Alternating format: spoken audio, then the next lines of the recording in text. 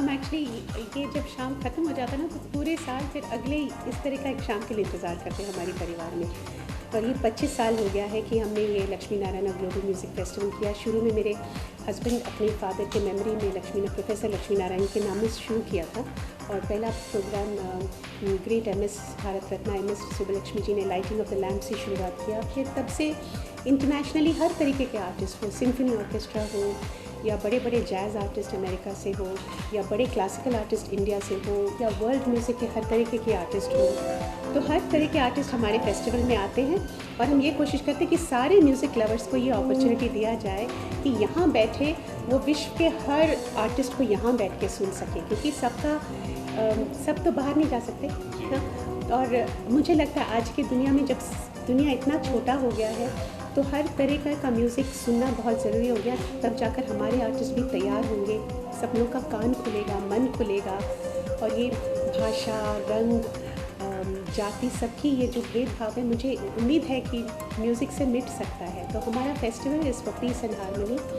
और ये 25वां साल में हमने सोचा कि मेरे हस्बैंड के उनका बहुत बड़े आइकॉन हैं लॉर्ड यहूदी मेनुहिन, जो वायलिन के बहुत लेजेंडरी आर्टिस्ट हैं वेस्टर्न क्लासिकल में। और उनको अपॉर्चुनिटी उनके साथ काम करने का मिला है यूनाइटेड नेशंस में बजाया, तो 3-4 अच्छे जगहों में इंडिया को रिप्रेजेंट करके उनके साथ बजाया। तो उनका ये 100th डेथ सेंटेनरी है, 100th बर्थ सेंटेनरी है। तो इस वजह से इसको सेलिब्रेट करने के लिए हमने सोचा कि ये फेस्टिवल यहाँ पर ऐसे करें। इसलिए हमने यूरोप के बहुत बड़े क्लासिकल वायलिनिस्ट वैडिम रेपिन को बुलाया और उनको आज ये अवार्ड दिया है। और इसमें मैं शामिल होना इसलिए पसंद करती हूँ कि मेरी भी कोशिश रहती है कि हमारा संगीत जो है जिस तरह से चल रहा है इतने साल, वो मैं दिखाना चाहती हूँ कि हमारे रूट्स इंडियन म्यूज़िक में कितना स्ट्रॉन्ग है। और मेरे हस्बैंड एकदम क्लासिकल, इंडियन क्लासिकल और वेस्टर्न क्लासिकल और फ्यूजन ट्रेडिशन फॉलो करते हैं। पर मैं अपनी वॉइस, अपनी भाषाओं से चाहती हूँ कि मैं भी लोगों को बताऊँ कि इस सब दुनिया के हर अलग अलग आर्टिस्ट के बीच में मैं भी अपना भाषा और अपना संगीत लेके मैं भी हाजिर हूँ। तो हमारी परिवार इसलिए इसमें शामिल होती है और हमें बहुत खुशी होती है जब हमें लोगों का सपोर्ट मिलता है, प्यार मिलता है। और हर साल हम ऐसे ही कोशिश करेंगे कि बहुत अनोखे आर्टिस्ट आएँ जो सोच भी नहीं सकते कि हम वो इंडिया में आएंगे और हम उनको देख पाएंगे, क्योंकि बड़े बड़े पॉप स्टार तो आ जाएंगे, पर कुछ ऐसे इंस्ट्रूमेंट्स हैं जैसे पैन फ्लूट हो, वेस्टर्न क्लासिकल वायलिन हो, जिप्सी वायलिन हो, फिर उसके बाद कोटो हो और डिजिडिडू हो, ऑस्ट्रेलियन इंस्ट्रूमेंट्स हो, जापानीज़ हो, चाइनीज़ हो, आइवरी कोस्ट से भी आर्टिस्ट आए हैं। तो हमारा यही कोशिश रहेगा कि कहीं ना कहीं इस पूरा दुनिया को एक स्टेज में हम एक करके आर्टिस्ट बुला के हम ये बताएं कि एक्चुअली ये दुनिया बहुत छोटा है और हम आपस में बहुत मिलके सुंदर तरीके से एक घर की तरह मिलके रह सकते हैं।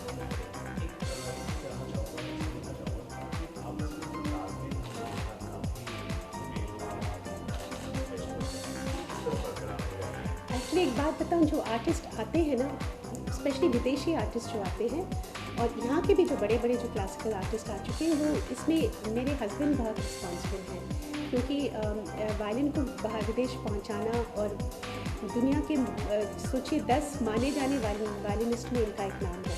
और आप जानते हैं कि वायलिन एथनिक इंस्ट्रूमेंट नहीं है, इंडियन इंस्ट्रूमेंट नहीं है, ये वेस्टर्न इंस्ट्रूमेंट है और वो लोग बहुत माहिर हैं इस इंस्ट्रूमेंट में। तो एक इंडियन वायलिनिस्ट को उन वायलिनिस्ट के साथ शामिल होना बहुत बड़ी बात है। तो वो बहुत इज्जत करते हैं और उनके पर्सनल रिलेशनशिप की वजह से वो लोग आते हैं। तो अनिल, तो आप जानते हैं लोगों की बहुत बड़ी मैनेजमेंट होती है, वो मैनेजमेंट और वो मैनेजर के थ्रू जाके आर्टिस्ट तक पहुंचना ही बहुत मुश्किल है। ये इसलिए होता है कि इनके साथ ही बजाते हैं यूरोप में, तो कहते हैं हमारा फेस्टिवल हो रहा है तो आप आओगे, तो कहते हैं डॉक्टर सुब्रमण्यम आएंगे, पर ये भी कोशिश कीजिए कि आप हमारे फेस्टिवल में आएँ, एक्सचेंज जो होता है।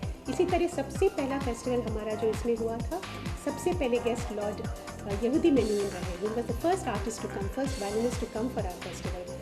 तो ये बिल्कुल पर्सनल रिलेशनशिप की वजह से ही होता है।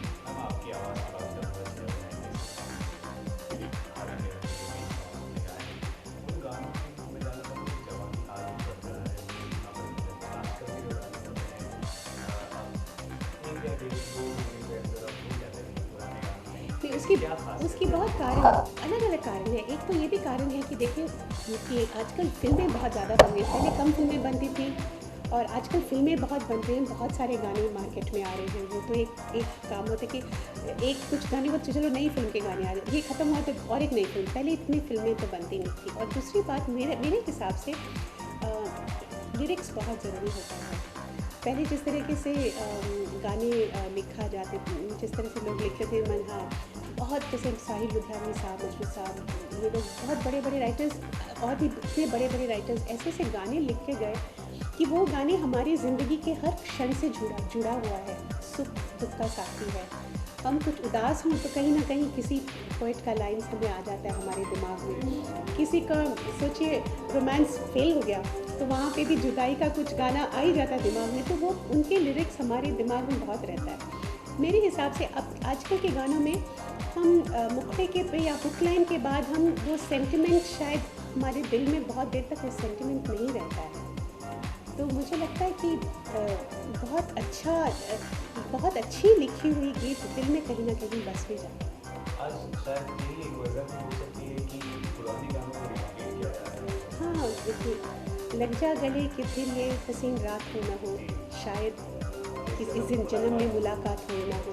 कितनी बड़ी बात है। या वक्त ने किया क्या हसीन सितम, तुम रहे ना तुम, हम रहे ना हम। छोटी सी बात पर इतनी दो लाइन में पूरी एक फिलॉसफी। जैसे ये बातें अभी मेरे दिल में रह गया ना, इतने सालों के बाद मैं गाऊँ, ये गाना गाऊँ या ना गाऊँ, अल्फाज तो मेरे दिल में रह गया।